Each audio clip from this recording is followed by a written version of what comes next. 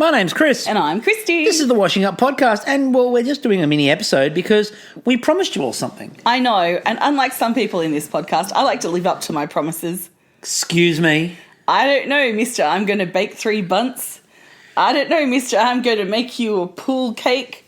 I don't know, mister, I'm going to make a volcano cake and... Did you see Marcus's fucking volcano cake? Like, seriously, he wanted me to go to BOC. Yeah, but I'm not the one who said I'm going to bake this. And I'm not the one... I know my limits. And I'm not the one who thought that Marcus, when he said it was very simple, was going to send me to BOC to get dry ice. But anyway, be that as it may, we are living up to our promise. Yes. We told you we were going to give you a run through the credits. It's election week. We've got to live up to our promises. Indeed. So we're going to run you through the credits because, well, let's face it, we've all been watching them. And it's the only way we're ever going to learn who the fuck these people are. Yes. Because I'm still a bit baffled.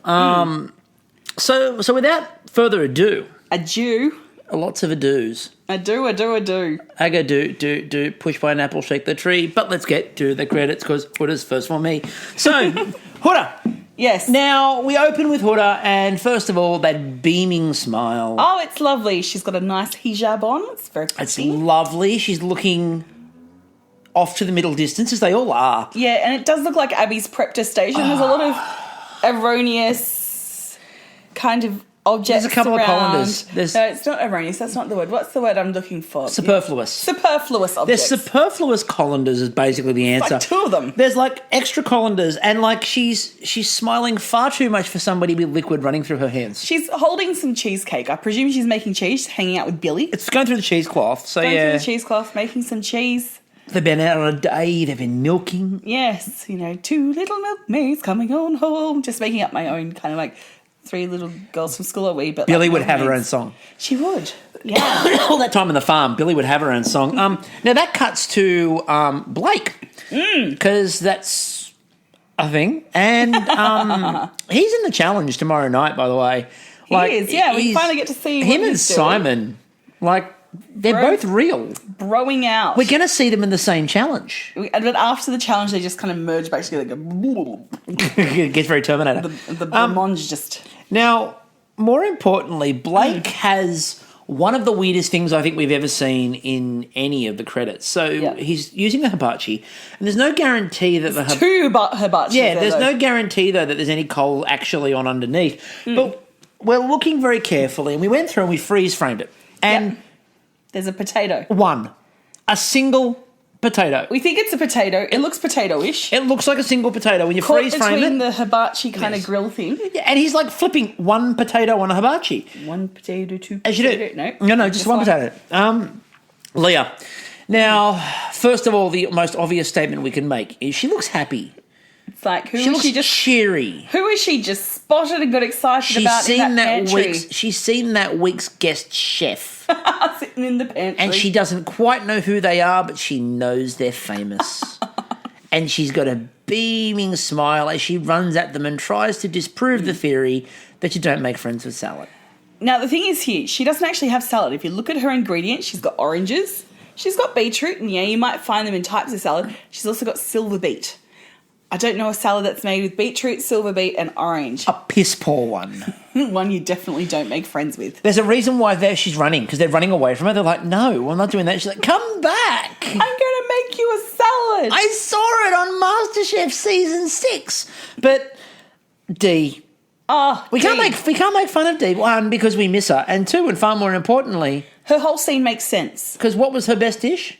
Crabs. What was she doing? Crabs. That's it. And everything in her scene makes sense. She's got crabs. She's got a bit of spice. There's some lemons there. And there's a pot. There's a pot. One pot. It just makes sense. Not a million, Abby. No, just one. One pot. 1 pot D. Now. Yes. I want you to visualise something, love. I'm closing my eyes, opening my third eye. Okay. We cut. Yes. To a smoke-filled cloche. Ooh. Tessa Keddy looks down the barrel of the camera. Oh, I can hear them, like, the overdubbed inner voice monologue going now. Her eyes pierce your soul. Is this really my life now? Or is this just a dream I'm having and there's a hot doctor just behind me? Will he be my soulmate? And more importantly, what is this pink mass on the plate? Is this a metaphor for my heart that's both pink and tender? Or is it just salmon? I'm guessing salmon. So, now Yosra, again, she was making flatbreads, but Yeah. there was an issue. Look, there's a bit of WH&S work going on here. All elbows. She's all elbows. She's all elbows coming at it, and there's this big picture there with the handle sticking out. I was waiting for it to connect, and then boom. Now, Yosra, you can't. You work in a dispensary. You can't be doing this. Your cooked flatbreads are there, like about to get dumped on. Like, if not have like liquid spilt on them, then at least knocked onto the floor by that oversized pitcher. That's just. It was ridiculously so large too. Because what exactly were you using it for? I'm guessing Billy left it there. Yeah. Billy and Huda. They're off making cheese. Jeez. And like, I'm sure we had it. Anyone seen the picture? Now, what I do want to say, though, it was very kind of Ben in the credits to bring a plate. And, look, everyone else was doing something a bit weird, and Ben just brought a plate of dip. He's like, guys, no, it was a slate. It was a slate, you're right. Yeah, he's a young one. Can't do plate. All trendy. All but slate. Look, everyone else is making all this People's fancy roofs, stuff. fuck that. Everyone we don't else need slate up there. Everyone else is making like all this fancy shit, and Ben's like, "It's all good, guys. I brought the dip. We're sweet," and he had like crackers sipping out of it and everything. It's fancy. He's thoughtful. He's a thoughtful young man. He's the kind of person you want to invite over for an afternoon because he's like, I just put a plate of dip together. It's going to be on a slate. On a slate. Now, Mandy. Now we do. What, you're going to be late? No, it's on a slate. Yeah, we have to do it, Mandy, because I think some people would mistake. Look, now we are credit experts. We've made this well known.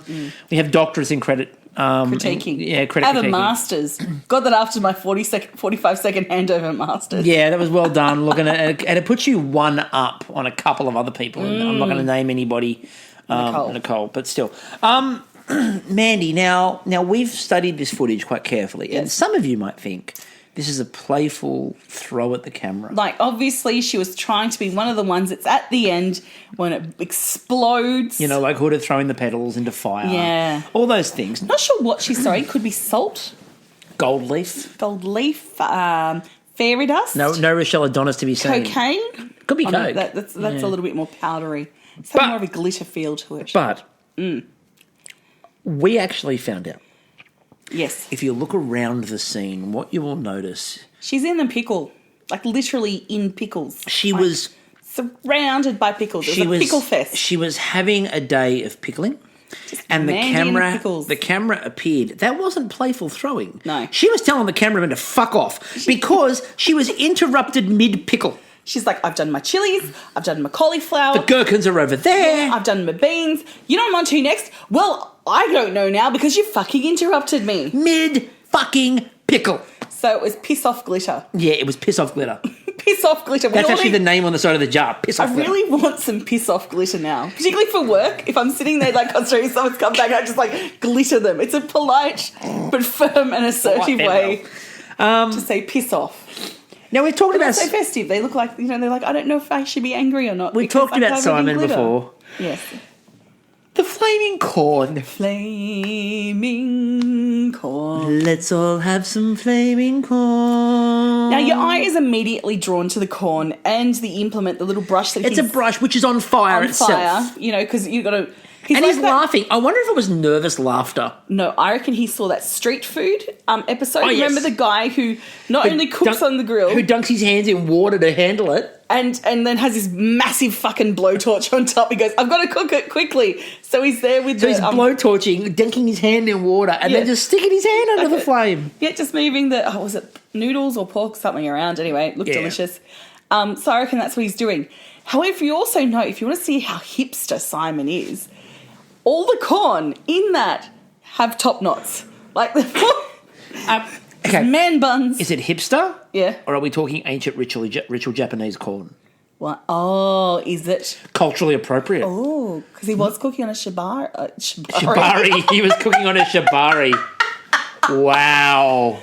Look it up, kiddies. Anyway, let's get to Abby because nothing is simple with Abby. And we know she's in the background of a lot of shots. Yes. But more importantly, where the fuck did the two-tiered eye sculpture come from?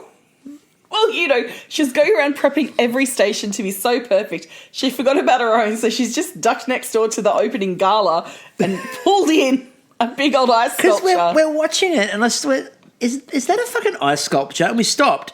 And not only is it an ice sculpture, it's two-tiered. I'm half expecting Bill Murray and Andy McDowell to come in, and Bill just starts carving Andy McDowell's face into it. Like it's Strike up the music, the band has begun. The Pennsylvania polka. And more importantly as well, because she follows Simon, they were trolling Simon. Because she's filleting a fish. And not butchering it the way that he did. Nice, strong, flighty but again, look, that's not the last we're going to hear from Abby because she appears in several other shots. Now, Joe heard all the equipment she's setting up. Now, Joe heard the garden was in play. And the second he heard it, he's a bandit for the garden. Now, if you have a look at the bench, there is a stack of cheese wheels. One of them looks, I think, Parmesan-like. And on the right, I wasn't sure if it was twills or flowers, but as you pointed out, it's bacon. So there's a tray of bacon. And if there's one thing you need to go with a tray of bacon...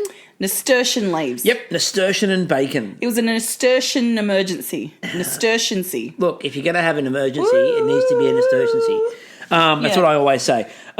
Waleed, now, it was nice to see Waleed foreshadowing by sprinkling star anise all over his baklava. It was... Oh, hold on.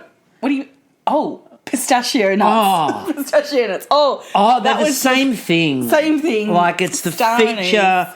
It's a feature. Look, we can check with we can check with a couple of other people and they'll let us know. Yeah. Like, we can ask Nicole. We will. So, anyway, Larissa. Now... We've been joking around a lot when we watched Larissa going, they ran out of things to do, so they just threw her a lemon. But as it turns out, it's better than that. It's better than that. They threw her a half lemon. Just half a lemon? Like, who's catching half... First of all, who's throwing half a lemon? Second, who's catching half a lemon? And third, why is there a bench of half-sliced fruit behind her? Like, is this a one half fruit at a time relay? I got it. They're playing Fruit Ninja.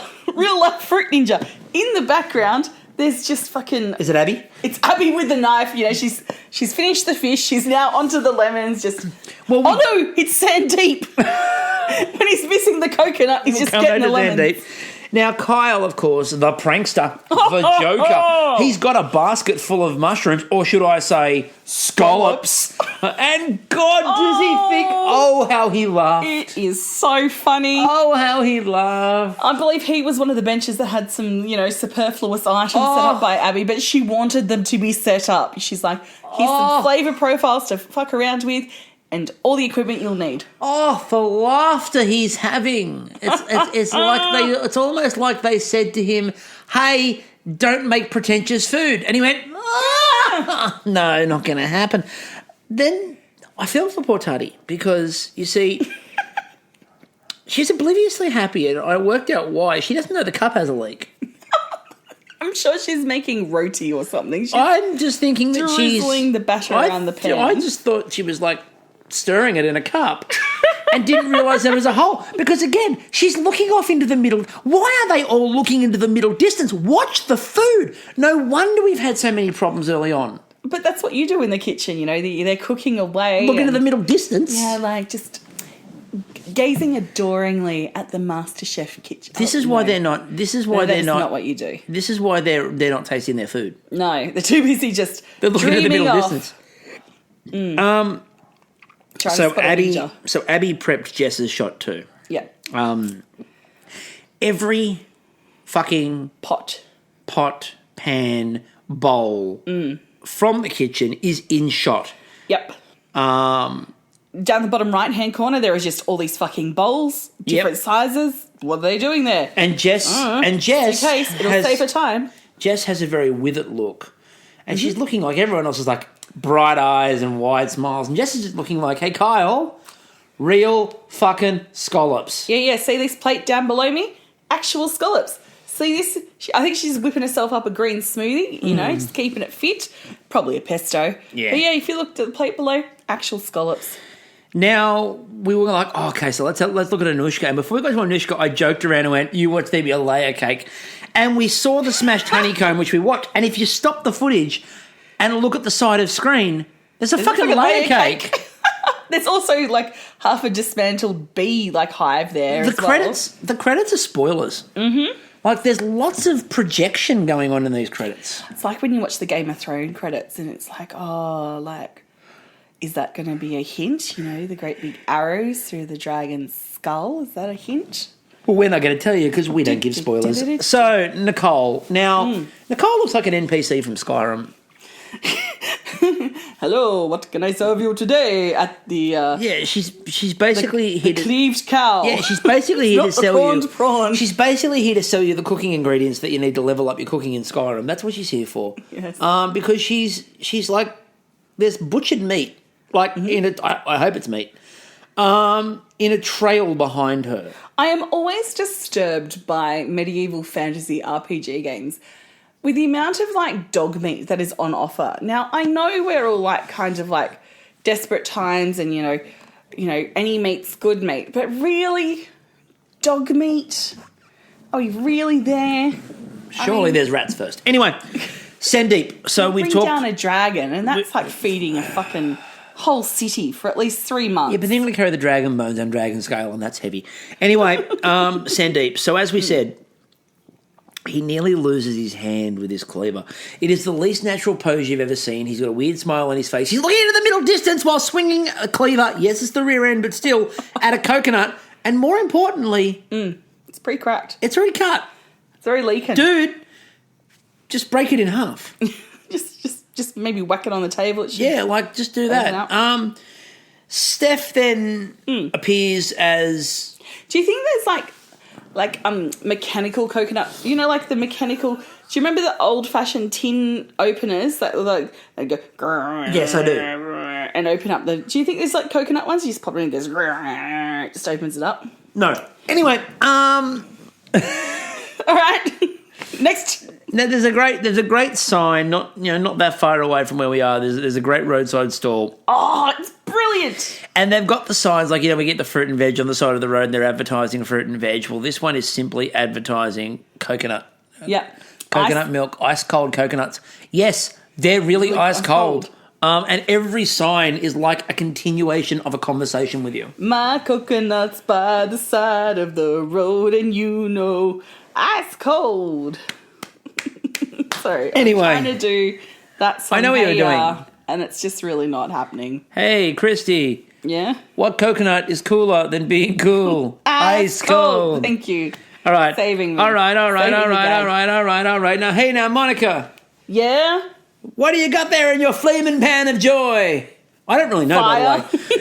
It doesn't actually look like there's anything in there. It's just fire. And Monica's got this sort of half funny look at her face and half bemused like, is this pan supposed to be on fire? She's just gone Dracarys. So... She's pretending she's a Khaleesi. My favourite... Everyone's dreaming about becoming the next Masterchef. She's like, oh, fuck, I wish I was a Khaleesi. So my favourite moment... I teach all my fucking primary school kids. It's like, sit down, you little shit, or my dragons will eat you. My favourite moment of Tim is, first of all, he's silent. Now, he's making local bread. He's making local bread for local people. He's even got the wheat in there. I presume it's local wheat. Oh, it has to be. Grown locally, that he's locally milled. But apparently local eggs. And local eggs in his local bread dough. Sure. So, Christina, yes. Ice cream sandwiches. Yeah. Just having a quick dip on the telly. With a John Law's whisk. It is. There's a golden whisk there. There's a golden whisk. Is this cash for ice cream sandwiches? Something we need to look into. Definitely. And the last one in the credits is Derek. Now, Derek has an omelette that, let's face it, it's Instagram worthy. Oh, absolutely. And there's just a gun just protruding, just holding the plate just to... But you know why the gun is doing that? Why? Because it's got to get around all the fucking plates that Abby stacked. There's a copious amount of... In the front of the shop, there's they look like dirty plates. Like, why has Derek got so many plates? Obviously, Abby is stacking them. Yep, she's like, I'm saving you time, Derek. He's like, what the fuck are you doing, Abby? I'm just saving you time. I've just set up some flavour profiles with you and just saving you time by getting you the equipment. So we promised you the credits. And we've delivered. And we'd like to show that we live up to our promises. And now we're going to do the closing credits. Okay, best boy. Key grip.